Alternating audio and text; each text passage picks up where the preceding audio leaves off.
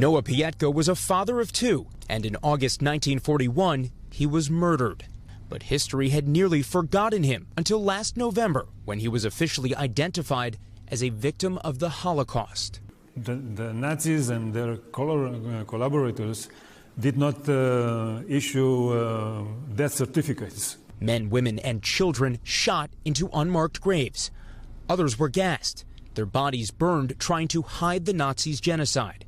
At Israel's official Holocaust memorial, Yad Vashem, Dr. Alexander Avram directs the Hall of Names, a somber tribute to the roughly 6 million people murdered just for being Jewish.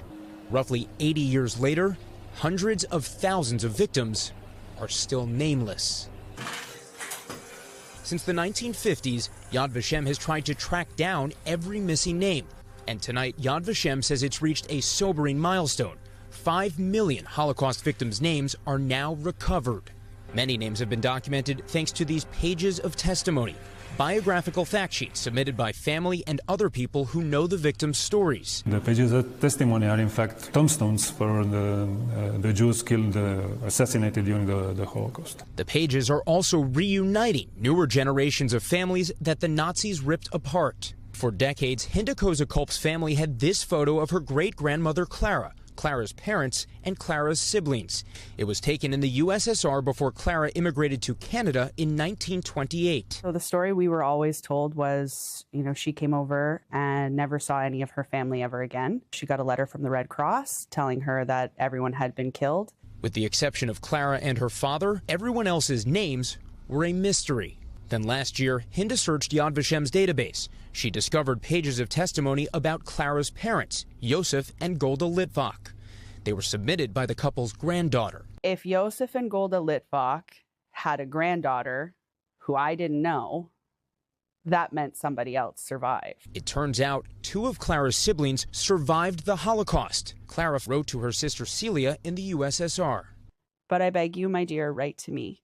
Let me hear from you. No sea or border can now separate me from you.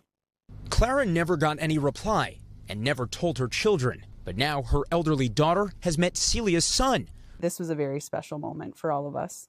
First cousins who just met for the first time last year. That would have been about 100 years after their mothers saw each other for the last time. To be able to complete that puzzle.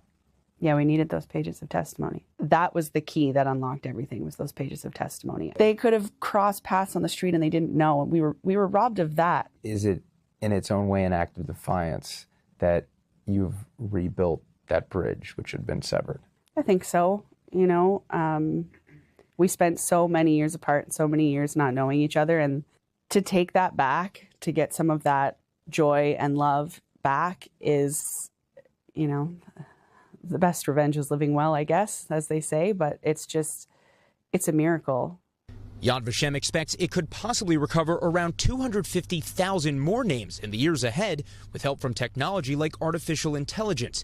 But AI can only scour historical records that already exist. To put more names on paper, you need survivor testimony. And it's estimated almost all living Holocaust survivors will die by 2040. This is the last hour. We can do together, retrieve more names and to honor the memory of more victims. An opportunity to honor through memory. Jesse Kirsch, NBC News. We thank you for watching, and remember, stay updated on breaking news and top stories on the NBC News app or watch live on our YouTube channel.